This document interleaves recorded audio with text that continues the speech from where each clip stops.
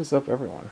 So today we have probably the most adorable rototiller. That's the best word I could find to describe this. It's 2 horsepower Briggs and Stratton. I mean, that's how big it is. It's like you get like one of those little Hondas, and then you decide that you want a Briggs on there, so you put a Briggs, and then I don't know. It's old. You could definitely tell that. But the belt actually doesn't look horrible, and it's dirty. It does need a new throttle, but it's not horrible. I might even have one. Couple things. It appears to pull over. That's good. I noticed there is a brand new spark plug on there. The choke is stuck, and it's been outside based on the decent amount of pine and needles and leaves. So yeah, I have a feeling either this had no spark, they put a new plug in there, still had no spark, or it just wasn't starting, so they put a plug in there and it still wasn't starting because of the fuel. It's not really sure. It does have oil, if I remember correctly. Where's something I can use?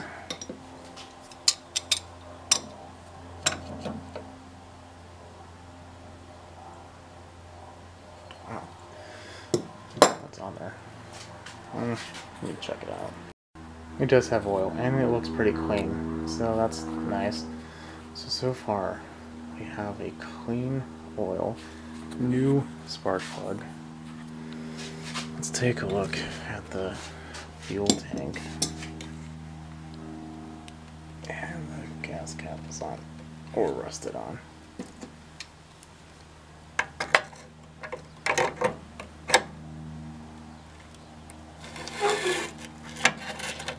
That's probably not a good sign. Oh, it feels pretty gritty.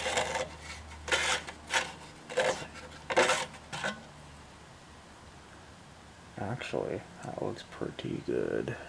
A little dusty.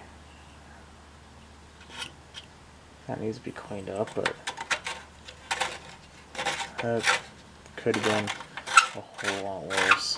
So why don't we take the plug out and check for spark, and then we'll take it from there.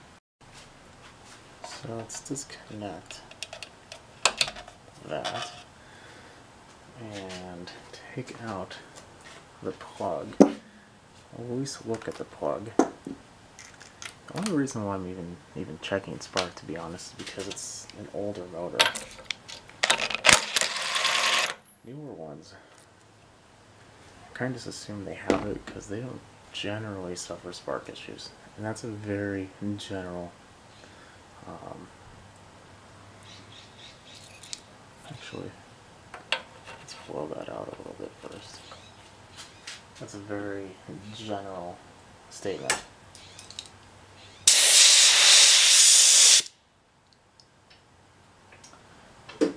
Because it still can. Don't get me wrong. There's has been plenty of newer engines out there with spark problems. But old ones, it's a pretty common occurrence.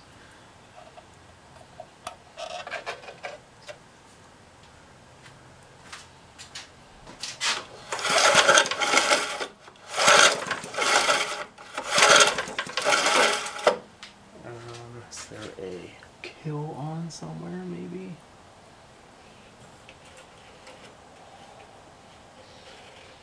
No, it's on full throttle. I do not see a single bit of spark. Let's get a new plug just in case.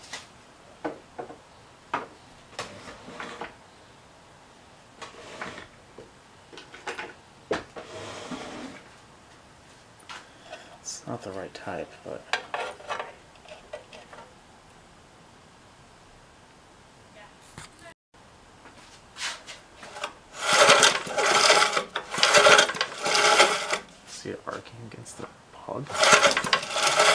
not see anything. I think we definitely have a spark issue.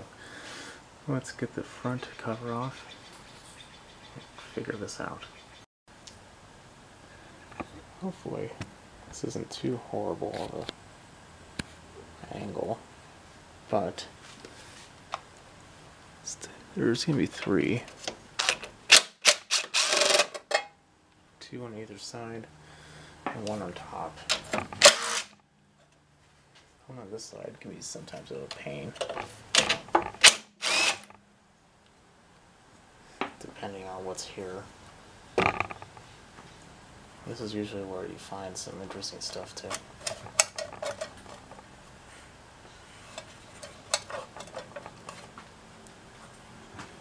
Yeah, looks like we have a rock or something holding us up.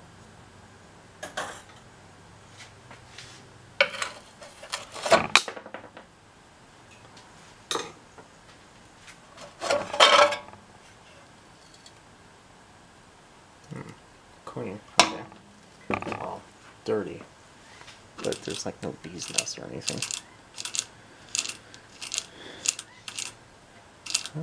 It doesn't feel too bad actually. That's good. 1/4 inch takes this off.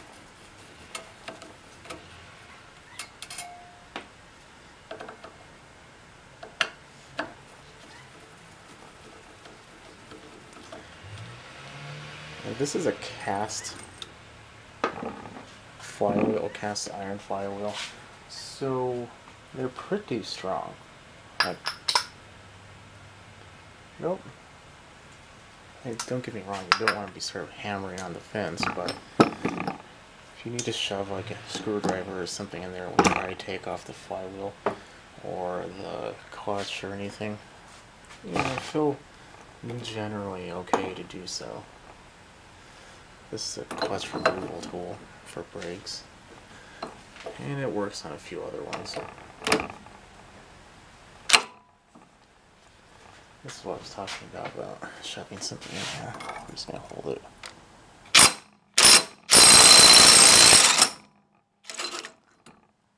And there we go. If you ever have one with these, this removal tool is very, very valuable and something I would never not want to have.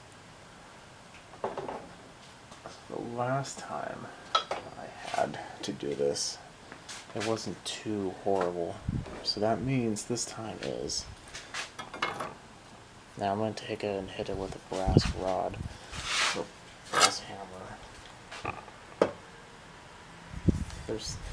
I could tap or drill and tap a hole and put a flywheel puller right here, but that's just a giant pain.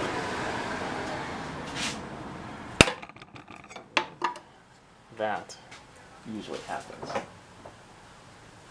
Now that I said that, the next 2 horsepower is going to be rough. So now let's take it off. Let's see what we have here. Flywheel key came off with the flywheel.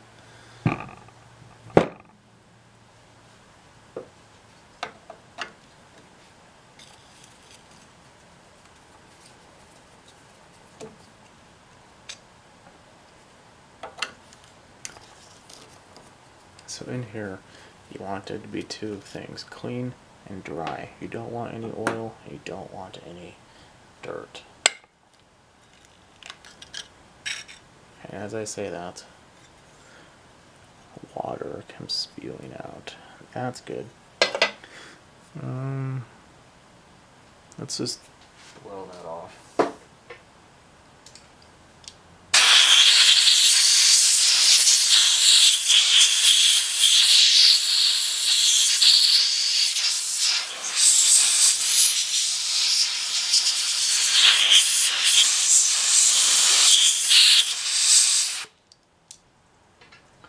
There's like 20 psi on my air compressor. I didn't turn it on yet for the day.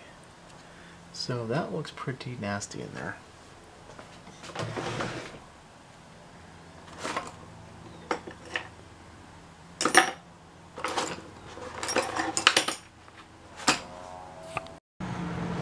So these get gooey after a long time, and when they get gooey, they don't run right. So we take a little file and we clean them up.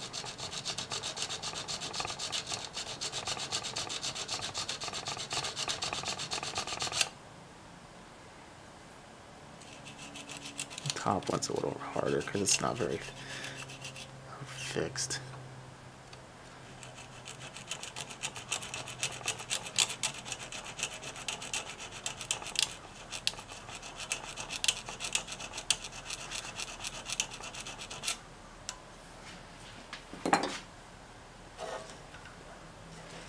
Okay, so we want to turn it over to see if, to make sure that it closes, because if that little pin that rides on this little cam inside there is seized, then that could be another reason why it's just not moving up and down.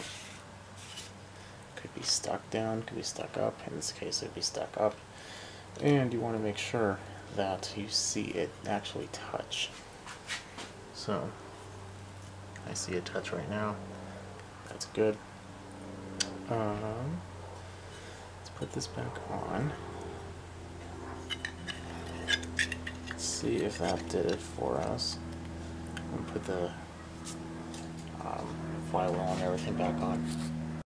Yeah, I decided to go over something else. So, if this doesn't work, you have a condenser. Obviously, the points that make contact. You have the coil. There should be a wire that runs down and connects the coil to the points and condenser. If this does not work, then you can check out whatever one is potentially the problem. A lot of times it's a condenser, not so much the coil, but it's not unheard of for there to be problems with the coil. But what you need to do is, let me rephrase. You don't need to do this, but it is a whole lot more expensive to replace all these old parts and potentially have problems in the future, because it's just what happens. I mean, it's an old system. It's not necessarily the most reliable. So what I like to do is I like to find like a newer style. Why is this not wanting to go in? Because the magnets are right there. Let me turn this around. Anyway, what I like to do is I like to find a newer style coil, off like a same horsepower engine. I mean, they're probably exactly the same. Same CC, same everything. The flywheel should be about the same too. And just buy the updated parts and shove it on here. Cut the wire, take it off, seal it off so it doesn't cause any problems. And do that. Just makes it a lot simpler.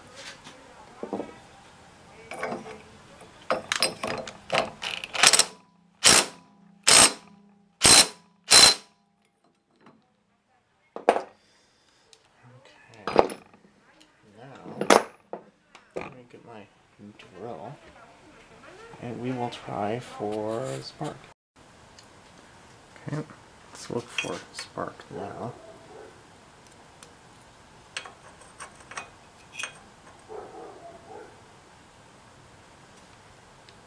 Take my drill.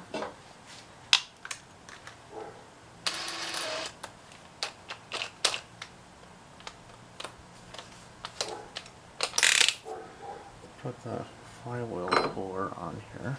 See what happens.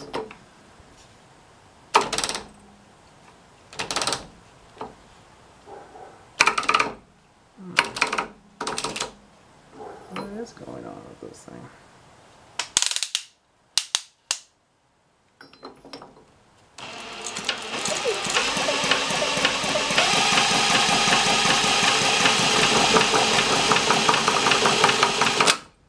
I don't know if you can see that, but I can, and it looked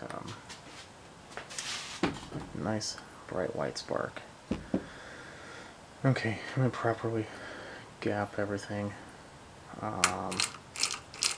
Probably still take this off and give it a little cleaning, and take out this trash in here. I don't know if you can see it very well, but it's a little dirty. This is an air-cooled engine, so stuff like that probably not going to be too much of a problem, but over time it'll get worse and worse and worse, and it will just cause it to overheat and eventually score and die. So go ahead and put it back on, and we'll take a look at the carb. You know what, it just kind of occurred to me, we have no idea if this is a good engine. We assume it is, because we have spark, but maybe it's not. So, what I can tell you though is I see the piston. It is the cleanest piston I've seen in a long time for this age of engine. It's a little scary. Reason why that's scary is maybe someone cleaned it, or someone bought it, never used it, maybe once or twice to test it out, and then put it away forever until it came here. Believe it or not, I'm pretty sure it's not the first one, it's not the second one. I could be wrong. I don't think so.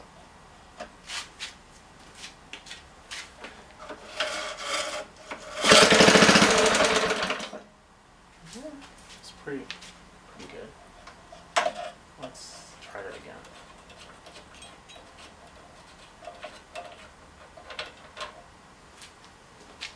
So this time let's do a little bit more.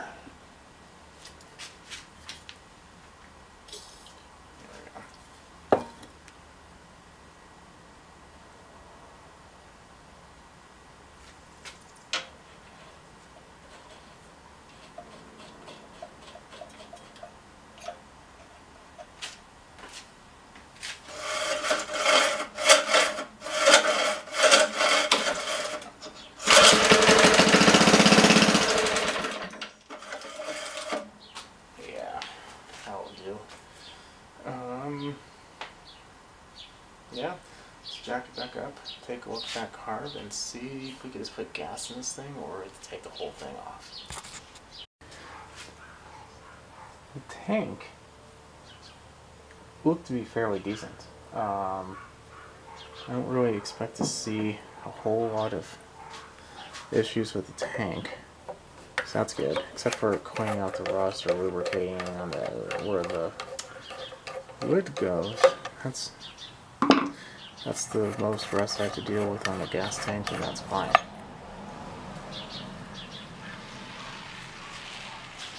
Filter's old, but not too bad.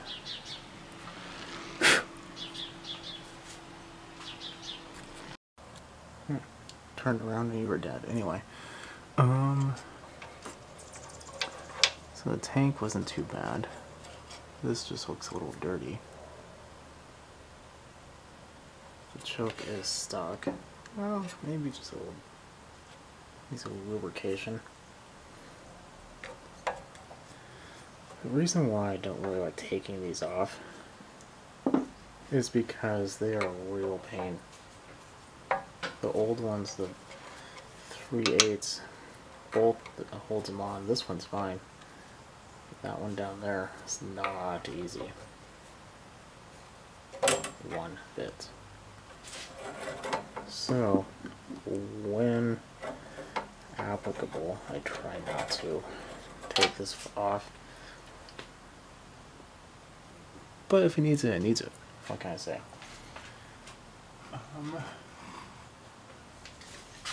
For the choke, let's give it a little lubrication. And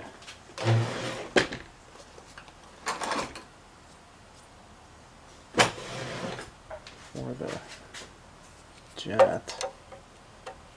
7/16 takes this off.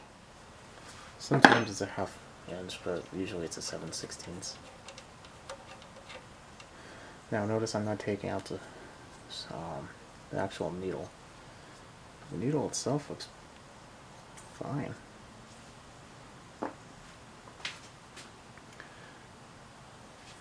And so does the jet. Now, let me go get my special screwdriver. Okay. I feel like I just did this. That's a trick question. I did just do this. But I didn't really take out the other one. I probably should have. But it still ran pretty good, actually. So here is a little jet. So you can tell it's pretty clean. I can see through it. I don't really see anything in there. So let's see what this sounds like. If this has any type of resistance, then we know that the pickup tube is garbage.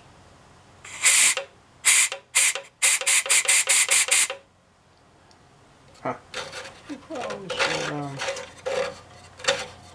open up the tank so we can hear it, huh?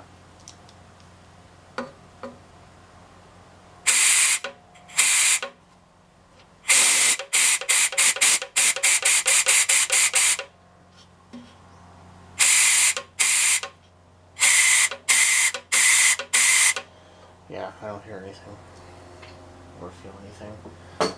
We are gonna have to take this off. Goody.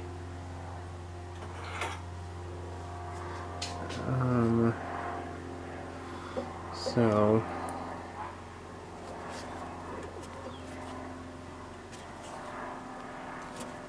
I think there's 3 or 2 that holds this style on. Maybe just 2, actually. This one's a little rough to get to.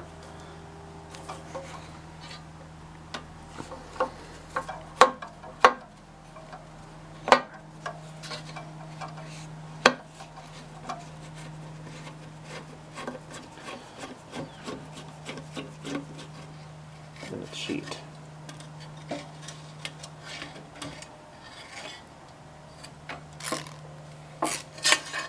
Just gonna take the tank off. Oh. There's water in the tank. Well, good thing we did that. The gasket looks perfect though. And it's water right there too. Okay. Let me dry the tank out. So the tank is done, dry. There wasn't too much water in there actually.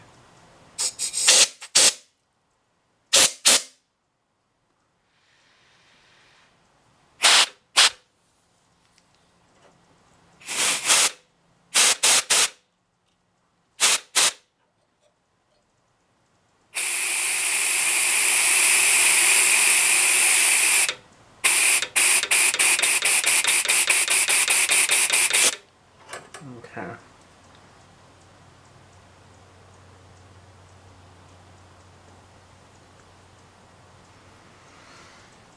I think that's pretty good. Maybe.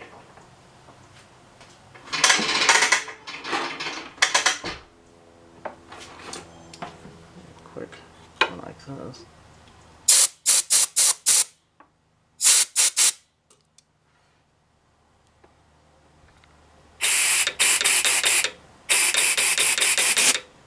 What's that tree doing? Oh, it's looks like it just needed a little bit of that. Very good. Okay.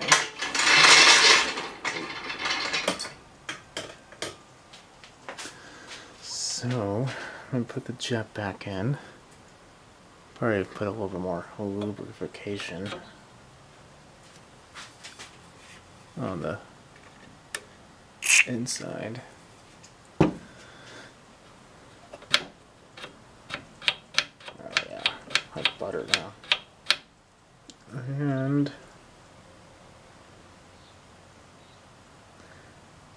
we'll put the tank back on, put some gas in it, see if she runs, and I'll bring you back once that's done. So, I put some gas in it, put the filter in there. The filter was fine, but it was dry. You need this to be wet, so I just sprayed WD-40 on it. And like, you don't want it slopping wet with oil, but you do want it to have a little oil in there. They're not meant to be dry. They're just like a sponge, more or less. And the oil kind of helps capture some of the dirt. So, put the cable back on. I did notice a little bit ago that there is a new head bolt, so I definitely think someone was in here before. That's why it looks so clean in there. So, another thing, the reason why I didn't take the carburetor off is this is such a simple carb that no matter what, if it looks clean inside, that's all that you really have to do. There's no diaphragm in this. The tube inside, if it's clean and the choke works, that's all you're going to be able to do. So let's give her a yank and see what happens. It is on half throttle. Choke on.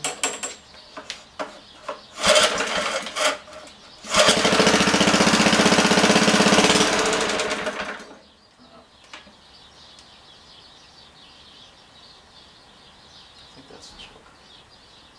No, pull for choke.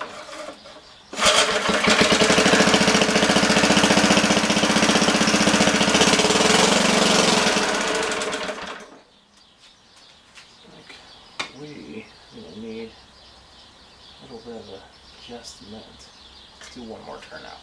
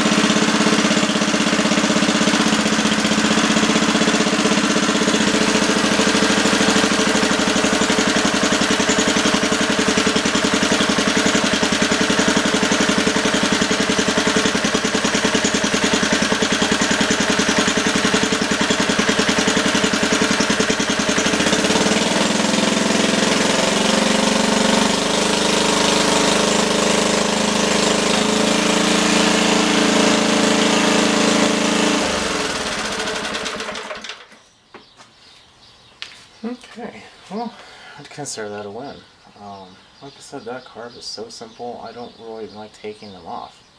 I just clean it out and while it's on the machine. if it had a diaphragm, I do take those off, but the diaphragm ones are a lot easier to take off, so I don't really mind doing that. There's almost no point in taking this one off. But yeah, seems to run good. The pull cord seems a little sticky. Oh, and there's a spider in there. I might put a little lube, let's see here, down there. There's a hole.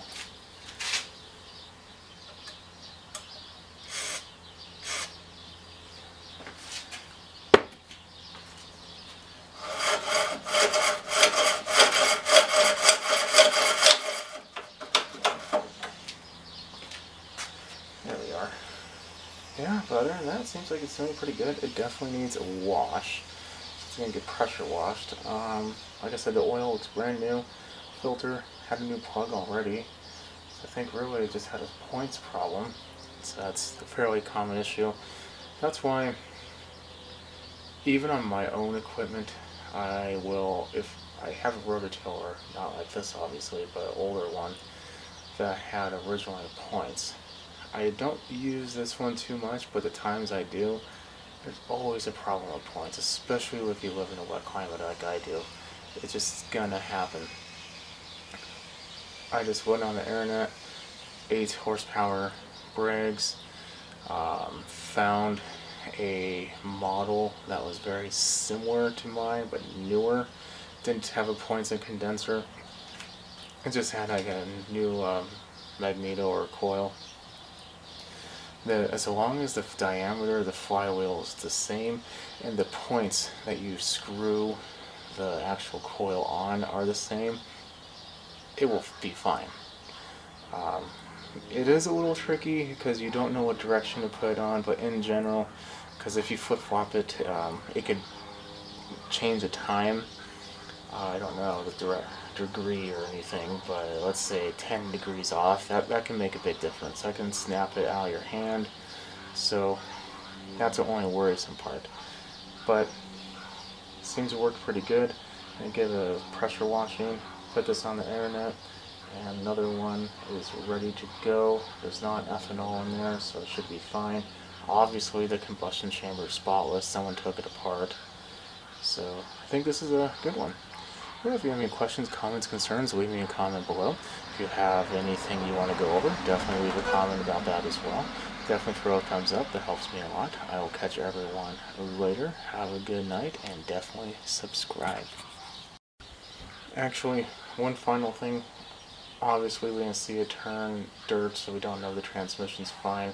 It hit the table and it bounced back. That's usually a pretty good sign it's okay. This is a chain transmission, so they're usually pretty good. A good way to check to see if it is bad is if it has an excessive amount of play, or if it's easy to spin. And if it is, and that's not necessarily horrible, but you do want to see, let me show you. When you spin, you want to see that disc spin too. If you don't see it spin, and there's a lot of movement on the tines, you know you have a bad transmission. This one spins when I just did that. I don't have 3 hands, I know, not caught up with the times, but it should work just fine. Okay, now this is the real end. Have a good night.